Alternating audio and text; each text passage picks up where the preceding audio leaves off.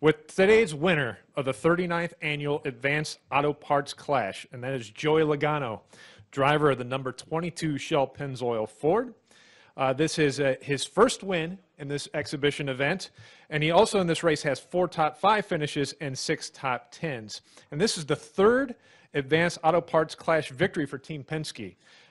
Other winners include Kurt Busch in 2011 and NASCAR Hall of Famer Rusty Wallace in 1998. And Joey, no stranger to Daytona's victory lane himself, winning the 2015 Daytona 500. So, wow. What? Yeah, that sounds good.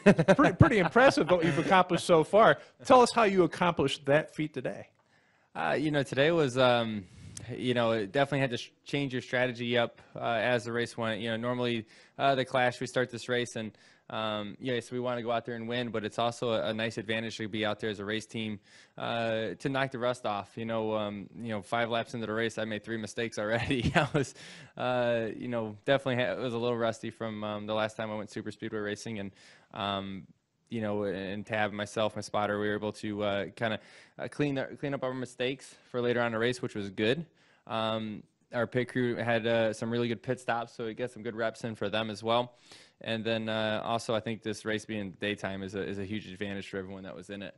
With the 500 being in the day as well, this track definitely changes a lot when the sun comes out, and the draft really works completely different. So to be able to get a good read on how that's going to be for next Sunday is going to be nice. But really, our choice at the end of the race, the caution came out there with, what was it, 11, 12 to go, something like that. And, the Gibbs cars are down there on the bottom, and they are so committed to each other. They do such a good job at being able to stick together and basically be selfless. They're able to just say, hey, as long as one of us wins, that's what they say. Or it looks like they say, at least. They don't try to pass each other. They don't try to make the block, to do anything. They just stay committed. And the only way we were going to beat them was to do the same and be better at it than they were.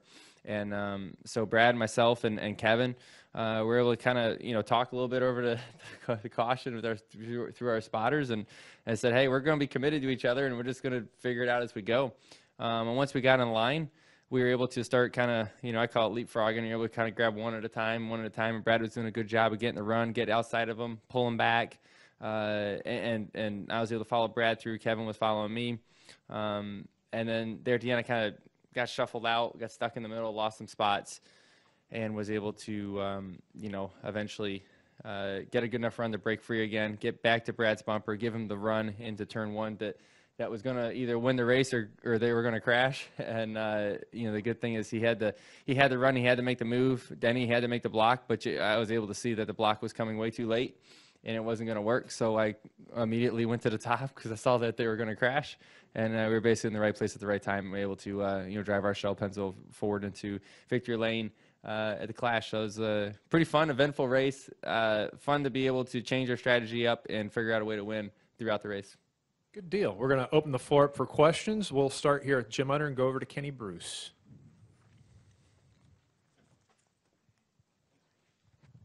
Jim Utter, motorsport.com. Talking to Brad, it seemed that you guys during the course of the race were less concerned that you weren't performing well, so to speak, and more concerned about trying to get together.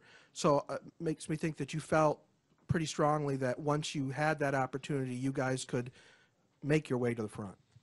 Oh, we would hope so. Usually, once we get to the point in the race that Brad and I are able to work together, a lot of times we're able to start picking our way through the field and be able to get ourselves in position to win.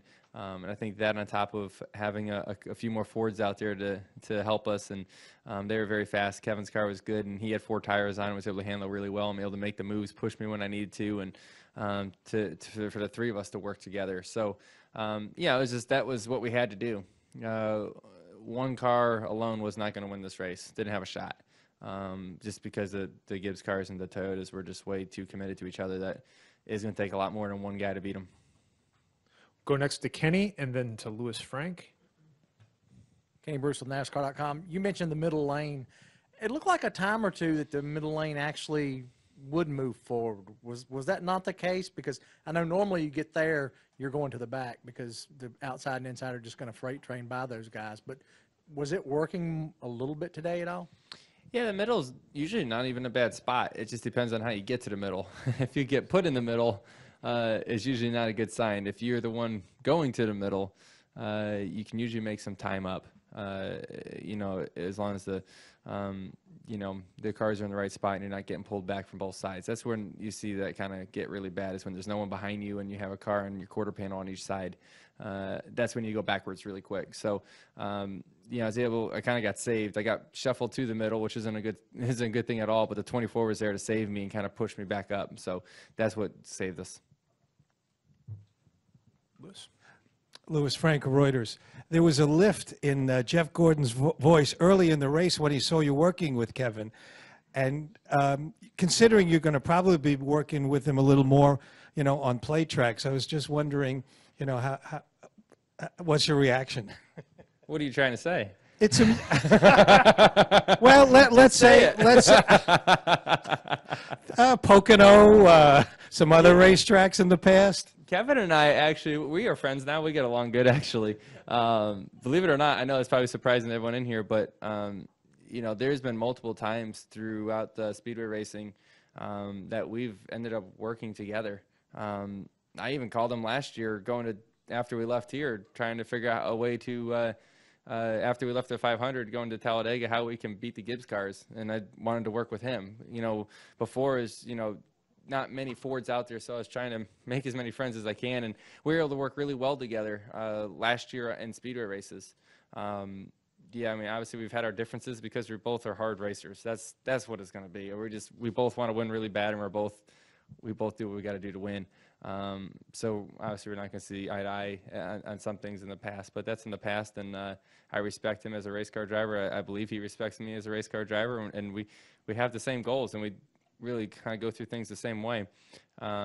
So I think, with all that being said, we're able to work really well together at the same time because we're both going to be aggressive to get to the front, and we both understand we got to do what we got to do to win. And I think that's a good driver to work with on a speedway. And it's not the first time we've worked together. That's what I'm saying. Is obviously that alliance has become stronger with us having the same manufacturer now, but it wasn't a surprise to me at all. It's kind of the plan from the get-go. Thanks. Okay, we're going to go up next to the press box, and then we'll come back down to George. Lee Spencer, Motorsport.com. To kind of follow up on that, did you ever think there was going to be a time in your career, given that moment, that the two of you would look back and laugh at a place like Pocono where it was just kind of one of those drama-filled type of situations? Yeah, I mean, you're supposed to forgive and forget, right? Isn't that what the Lord tells us to do? That's not easy to do. It's not supposed to be.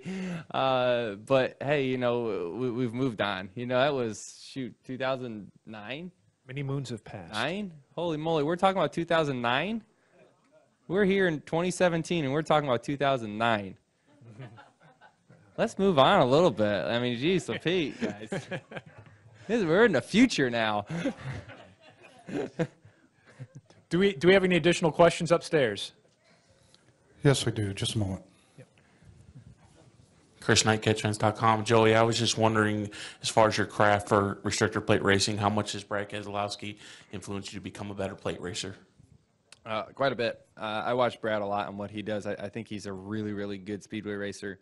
I put him up there as I think there's 5 or 6 drivers that come to my mind, maybe 7, that are exceptional at speedway racing. And Brad is up there almost the top of the sheet, maybe the top of the sheet for me to watch.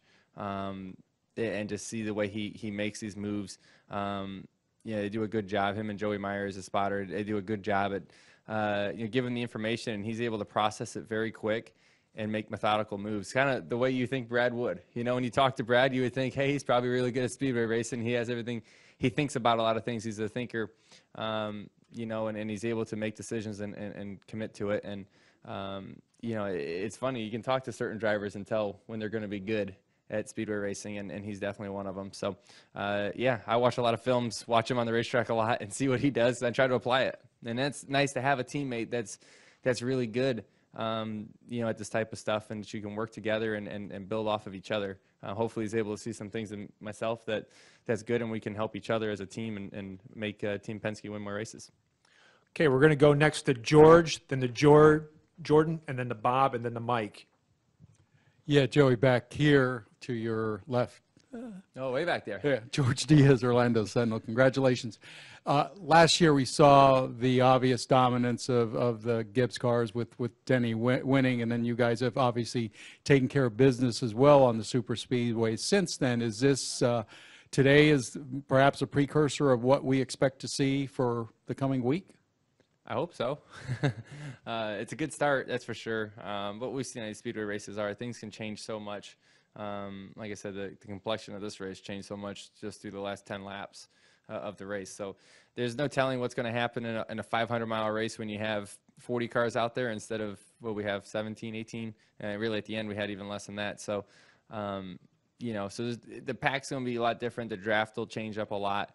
In the pack small like that, sometimes the runs become a lot bigger and drivers are more aggressive out there because there's not as much to lose. You don't fall back to 40th, you only fall back to 15th. So drivers are willing to make the move. So the whole draft is a lot different than what it'll be next Sunday and even the duels in itself. So, it's a matter of just kind of learning as you go and applying that as the race goes to get the best finish you can. Okay, we're going to go next to Jordan, then to Bob, then to Mike, then to Bruce, then to Dustin. Jordan Bianchi, SB Nation. Joey, I know a couple years ago, the offseason before the 500, you, your spotter, and your crew chief kind of sat down and went over tape of plate racing, and you said that kind of was the turning point. Are you still doing that? And if you are, what are you looking for? If it worked, we shouldn't stop. So, yeah, we keep doing that. We talk, we communicate, we build those relationships up.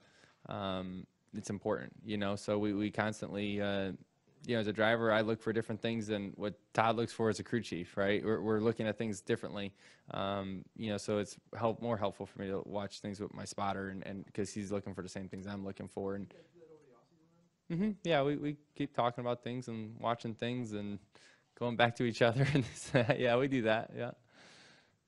Okay, Bob, then Mike, then Bruce, then Dustin.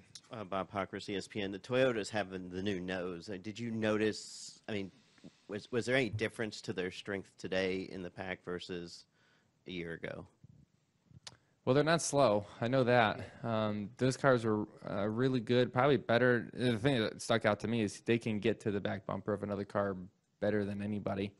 I don't know if that has something to do with the shape of their nose or not. It could be. You would think so. There could be a million other reasons why, and I'm sure there's a bunch of little reasons that make them really fast. But, yeah, they're not any worse, I can tell you that.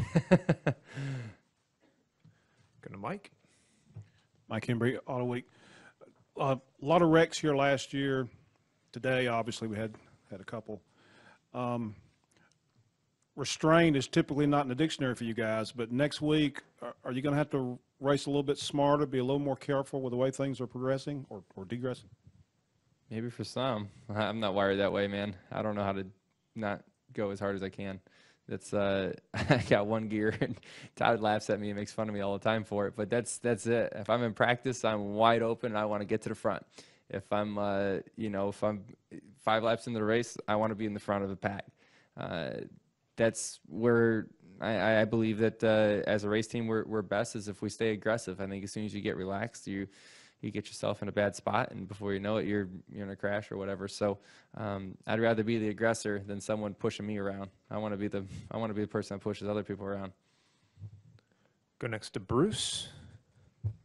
Bruce Martin, Speed Sport Magazine, NationalSpeedSportNews.com. Does the momentum of this victory combined with the fact that you've been fast in practice, are you confident you're going to be back in here in a couple hours? Man, I don't know. I hope so. I've never, as a race car driver, never been close to a pole at a super speedway. And yesterday in practice, it feels like, man, we're closer than ever. It was kind of new territory for me. I don't know how many people really show everything they got in practice yesterday. It could be quite a bit of sandbagging going on. And so, we'll see. I don't know. I hope this is the closest we've ever been, so we're proud of that already. It's a matter of just, everyone's going to pick up quite a bit from practice, and a matter of if hopefully we pick up as much, and depending on how much everyone was laying back or not. Go next to Dustin. Dustin Long, NBC Sports. Joey, today we saw Jimmy Johnson spin in turn 4 on his own. I know you were ahead of that, so I don't know how much you've seen or been able to study that. But I wanted to ask you about that because last year in the 500, you were behind Dale Jr. when he spun out in 4 on his own. You were in front of Chase Elliott when he spun out on his own in turn 4 last year in that race. When you see something like this with Jimmy today, and I don't know if you studied it enough, but do you get a sense of this is more than a coincidence, this is an issue? What kind of an awareness do you have to have as a fellow competitor that this is going on? Does 1 plus 1 plus 1 equal 3 in this case? I don't drive their car, so I can't tell you for sure. I know all of us start slipping and sliding after a few laps out there when it's hot out. If it was last night, we probably wouldn't be talking about any of that. The pack would be tighter, and handling wouldn't be an issue. But it gets to the point that handling is a pretty big deal here. Tires start to mean something, especially if you're further back in the pack. When you're up front, not a whole bunch, but when you get back in that dirty air, tires seem to help a little bit. It's no surprise. It's when you look at the Daytona 500 last year, it's the first time since they repaved this place that we were lifting, getting into the corner and sliding up the racetrack and doing all this crazy stuff. I thought that was really cool.